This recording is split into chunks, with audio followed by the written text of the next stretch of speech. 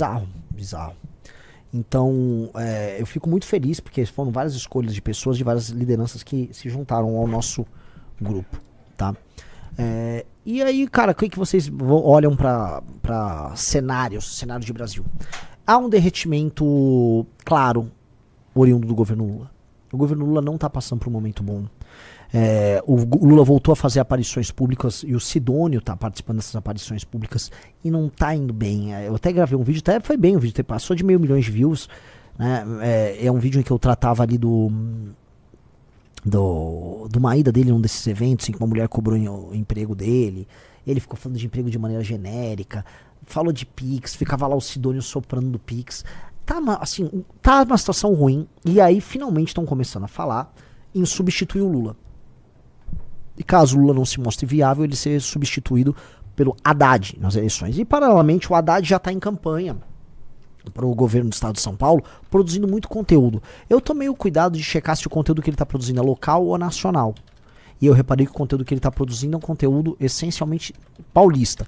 Portanto, ele está focado ainda no governo de São Paulo, mas eu tendo a crer que há uma chance bem concreta do Haddad concorrer à presidência da República, tá? O que vai determinar se será o Lula ou se será o Haddad? Vai vir uma batelada de ataques contra o Flávio Bolsonaro, ataques que não são apenas midiáticos, mas ataques jurídicos, tá? Vai estourar muita coisa, e não é que ai, tadinho do Flávio, foi alvo do ataque do PT. Não. Ataques reais, oriundos de um problema real. E eles vão ver. Se o Flávio cai, eles mantêm o Lula. Se o Flávio não cai, eles substituem. Mas agora tem esse novo elemento, que é o Renan. Né? Sou eu, no caso. Que estou num processo de subida. Se manter essa curva de subida, assim, rapidamente eu vou alcançar os 10%. E aí surgiram agora novas candidaturas. Então colocaram o Cabo Daciolo no pleito, né? Eu não sei se colocaram, ou se os partidos só querem colocar alguém na mesa para poder pleitear alguma coisa, ou se só querem lançar eles, e botaram o Augusto Cury, que é um escritor acho que de autoajuda, um best-seller aí, tem muitos seguidores nas redes sociais, não conheço nada do que seria a plataforma dele, então não vou falar nem bem nem mal, tá? O Daciolo, mesma coisa, foi um personagem folclórico na eleição de 2018, mas eu acho que isso irá sim nos atrapalhar nas próximas pesquisas, porque nesse voto, né, pelo novo, por alguém que pinte, você, né, acaba dispersando. Então, por mais que eu acho que o Zema vai deixar de ser candidato, e por mais que eu acho que o Caiado não dura com essa candidatura, esses outros nomes aparecem para você ficar dissipando vamos dizer, a vontade do eleitor. É do jogo, não vou ficar aqui reclamando de nada, tá? Prosseguindo. Então esse é o cenário que a gente tá construindo, tá? Um cenário que envolve novos players. É um cenário que vai envolver também a construção de plataformas alternativas ao bolsonarismo e ao lulismo. E nesse cenário de plataformas alternativas, a gente é de longe a que está mais bem desenvolvida, simplesmente porque a gente se propõe a fazer isso. Eu não sei se enfim, não dá pra falar que os partidos lá do Daciolo, etc, estão fazendo isso, mas dá pra falar que é o jogo como é que tá. A Marta Miriam Perim falou: Renan, boa, estou comprando seus sapatos, tem preferência de cor? Por favor, isso corresponder agora. Preto ou marrom? Preto ou marrom? Não. Acho que a candidata do PL será a Michele. Flávio Amarelar. Não, eu não acho que a candidata será a Michele. O João Amorim falou: a turma 40 mais está com Bolsonaro / Lula por pautas moralistas e ideológicas. Por que não um pacote de propostas que traga melhor a realidade? Cara, as nossas propostas, elas atingem diretamente esse público no ponto mais essencial que preocupa eles, que hoje é a segurança pública, inclusive combate à corrupção. O que essas pessoas têm essas pessoas têm um recall da última eleição. O Flávio e o Lula são os nomes top of mind na cabeça das pessoas mais velhas. As pessoas mais abertas para novidades em qualquer área são as pessoas mais jovens. O nosso cérebro, galera, até o pessoal fala muito de rewire, que é você reamarrar o seu cérebro, né? Você reorganizar os neurônios, porque a gente cria circuitos de pensamento. Conforme o tempo passa, por que a gente se torna repetitivo? Já viu aquela coisa, quando você fica velho, você fala sempre as mesmas histórias, você fica cheio de manias. O que é ficar cheio de manias? Você começa a repetir certos circuitos mentais, e aí você começa a ter os comportamentos iguais, vontades iguais, opiniões iguais, você fica preso. Então ficar velho, em grande medida, o que é ficar velho de cabeça? É você ficar preso nesses circuitos repetitivos e não se abrir mais para o novo, não inovar em nada, não ter pensamento divergente, se deixa de ficar criativo. Então o que é ter um cérebro jovem, que é o cérebro de uma criança? É ficar o tempo todo criando novas ligações no cérebro, ficar especulando coisas novas, coisas diferentes. Então, isso aqui é uma lição para, né, sempre estar se rejuvenescendo. Agora, o cérebro do jovem é aberto ao novo, enquanto o cérebro das pessoas mais velhas, como ele vai, né, tô botando uma aspas aqui, calcificando, ele vai ficando preso em certas conexões neurais mais antigas, ele vai, né, ele vai ficando meio lento, né? Lento não, ele fica pouco criativo. O livro está falando. Outros temas que estão rodando aí, tá? Tem o tema da briga do bolsonarismo, né? A briga interna do bolsonarismo, que eu acho que é uma coisa que... comente. Eu não quero comentar mais nada desses caras, porque agora eu sou pré-candidato à presidência e eu tenho que tirar um pouco a mente do analista e entrar um pouco a mente do pré-candidato. É óbvio que essa briga nos beneficia. Mas eu não comentarei, não é porque eu tô sendo oportunista, é porque essa briga era inevitável. E na verdade nós fomos muito bonzinhos nessa briga. A gente meio que avisou a família Bolsonaro de que eles tomariam uma tungada dessa galera já há alguns anos. Agora, eles são viciados em errar. Eles são viciados em atrair oportunistas. Vamos lembrar, o Pablo Marçal concorreu a prefeito de São Paulo e foi até o Bolsonaro pegar aquela medalha de imbrochável. Ou seja, os caras premiam, eles dão certificados de idoneidade bolsonarista pros caras que vão apunhalar eles. Mesma coisa com a turma do Nicolas, etc. É óbvio que os caras estão fazendo isso. E ainda vira uma coisa muito ruim, que é os caras não conseguirem sequer reagir. Então o Eduardo tentou reagir lá, o Nicolas, e aí ele toma bronca do Rodrigo Constantino. Então fica uma... Mas assim, isso é inevitável. O que a turma do Nicolas gostaria, no fundo, é que o Flávio não ganhasse a eleição. Se o Flávio ganhar a eleição, eles vão ficar amarrados ali. Eles gostariam que o Flávio não ganhasse a eleição, que aí a família fosse substituída e aí novas lideranças surgissem. É isso. E eles iam, né, só fingir que nada tá acontecendo. É que tá no cenário também, Renan. Se o Flávio perde a eleição, o nicolismo assume o bolsonarismo. Sim. Se o Flávio ganha a eleição, o Flávio vai pra cima deles. É lógico. É uma guerra inevitável. A guerra só se tornou também inevitável porque permitiram dentro da família Bolsonaro que o Nicolas chegasse a um tamanho que chegou fazendo o que ele faz ali dentro. Sim. A gente tira as pessoas. O cara que quer bolsonarizar, o cara sai fora. Ou não aguenta ficar aqui dentro. Ou trai a gente, como tantos fazem. Entendeu? Mas o nosso grupo político é um grupo coeso. E eis um problema no bolsonarismo. A gente não está passando por conflitos internos aqui. A gente lida com as nossas crises até de maneira bastante pública, de maneira bastante sincera. Como é o caso aí do Guto, que eu tenho certeza que todos vocês aí que estão nos assistindo querem que eu fale desse assunto.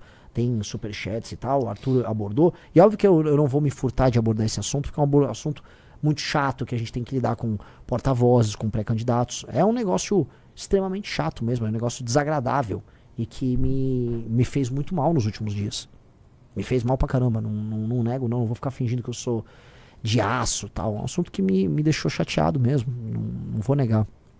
Mas, né, o grupo em si, ele é coeso, ele é verdadeiro e ele é coeso no trato, e a gente vai ser verdadeiro e ser coeso e vai tentar resolver as coisas sempre da maneira mais inteligente, mais justa possível.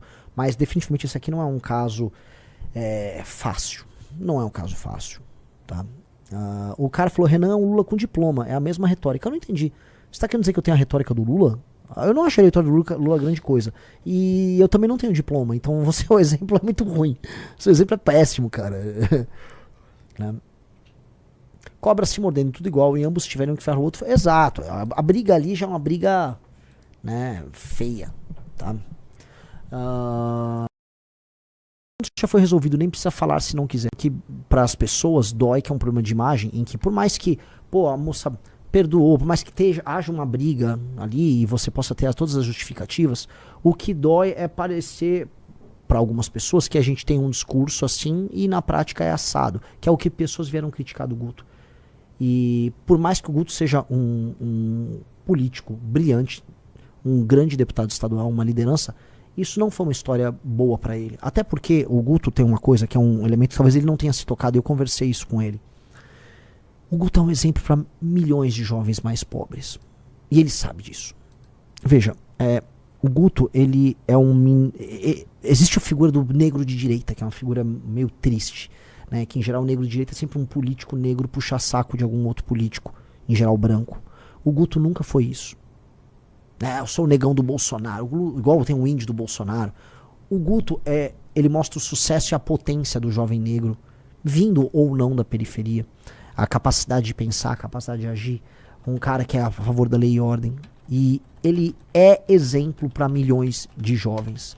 Ele é exemplo para milhões de jovens. Isso precisa ser colocado. E aí quando ele mostra que é possível ser um menino negro de sucesso, o que ele espelha para esses jovens? Pô, tá aqui. O Guto é um cara que cresceu, não é um MC. Que, não, pô. É um cara estudioso, debate com qualquer um, se posiciona bem sobre qualquer tema, é altamente eficiente naquilo que ele faz. Então o Guto é um espelho. E o espelho não pode ser quebrado. E por que eu falo isso? Porque um dos temas centrais da minha pré-campanha é explicar assim, ó, o abandono parental gera consequências ruins. O abandono parental gera o menino que no fim do dia termina cometendo um crime. E por mais que assim, teve o negócio do áudio, que eu pessoalmente preferi nem ouvir, mas sei o contexto, eu li o contexto do áudio, mas é o contexto do áudio ali, é uma disputa, uma briga ali que foi parar na justiça, que a moça já perdoou, falou que aquilo tá descontextualizado. Independente de qualquer coisa, aquela história tá dentro de um contexto de abandono parental. Porque o aborto não aconteceu, mas ela ficou num contexto de abandono parental, de um cara jovem fugindo de um problema, que pra mim esse é o problema. E isso é ruim porque isso não pode servir de exemplo para milhões de jovens. O Brasil é o país do abandono parental. O Brasil é o país do abandono parental e nós não podemos ser o partido político do abandono parental. Lembra quando a gente fala meteu, cuidou? Então prendeu, matou e meteu, cuidou. Nós não podemos ser o partido disso, cara. Não mesmo. Não mesmo. E essa história ela gera um exemplo, uma quase fatalidade para as pessoas disso. Do tipo, putz, né? É um ciclo que fica se repetindo. E ele não pode se repetir. Ele não pode se repetir. Enfim, hoje a gente tem um partido. O Guto é o Guto é o primeiro deputado estadual da história do partido. O Guto, ele sempre está na nossa história. E é uma pessoa brilhante, é um grande amigo. Mas o Guto, ele tem que viver o que ele fala nesse sentido. E, pra mim, ele precisa, mais do que essa questão do áudio. A questão do áudio, assim, o partido tem uma área ética. Agora a gente tem essas partes burocráticas, a gente tem um partido. E eu acho que no Conselho de Ética é legal o Guto explicar o contexto daquela briga. Até porque o tema do combate ao aborto é um tema que ele é cláusula pétrea dentro do partido, a gente não vai discutir, não é nem tema de discussão. Muita gente fala, não, mas é espectro, é a favor do aborto, fulano de quê. Pode falar o que quiser. A posição do partido não é essa. A posição do partido é favorável à manutenção da legislação atual e ponto. Isso é ponto pacífico na instituição. A questão toda não é essa. A questão toda é assim, ele vai lá e se explica, é o abandono ao longo do processo de um cara que fugiu do problema e que a gente precisa, na prática, dar exemplo nisso, porque isso, tanto quanto a questão do aborto, e em termos de políticas públicas talvez até mais, isso tem consequências. E eu acho que o Guto tem que se comprometer com a consequência e com a solução. Eu acho que o Guto tem que dar um exemplo de como não cometer o abandono parental, o abandono da figura masculina com o seu filho ou sua filha. Porque isso claramente tem consequências. Eu passei os últimos meses gravando sobre isso, dando entrevistas sobre isso, trazendo estatísticas sobre isso. A gente não pode incorrer nisso. E acho que a redenção do Guto tem que passar necessariamente por uma mudança nisso, porque ele é um exemplo, ele é um espelho para milhões de jovens. E a gente tem que ser isso, cara. A gente tem que ser o exemplo que a gente está querendo viver na sociedade. A gente tem que ser isso. Então não adianta a gente... Eu sei que a militância, vamos defender o Guto, eu acho sensacional.